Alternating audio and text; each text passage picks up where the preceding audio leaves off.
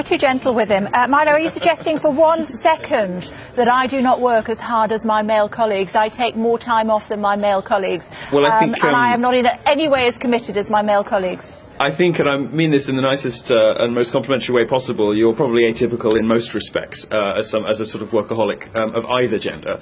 You're probably not typical of women, you're probably not typical of anyone in the kind of work that you do. What I'm talking about is not, bashing women for not putting in the hours. What I'm saying is, in general, women look for different things from life, so they look to fulfill themselves to flourish in slightly different ways. Of course, if you look at the end statistics about pay, they're going to reflect that. That's not necessarily a problem. Now, when people lose the economic argument, they always switch to the social argument, as your other guest just did. And unfortunately, the problem is that a lot of this is underpinned by this sort of constant victimhood complex that women are encouraged to buy into. They're given this victimhood script about, whether it's rape culture on campus or pay under the average, under the male average. And most of it's based on ridiculous sort of social science studies that don't stand up to the most basic scrutiny. Most of it simply isn't true. And I think the majority of women don't want to be patronised, don't want to be given special privileges, don't want to be given special dispensation. They want to go out to the workplace, be paid what they're worth, and of course, if they want to raise a family, they're not going to get to be CEO, or not going to get to, raise to be a partner in a law firm. You can't have it all.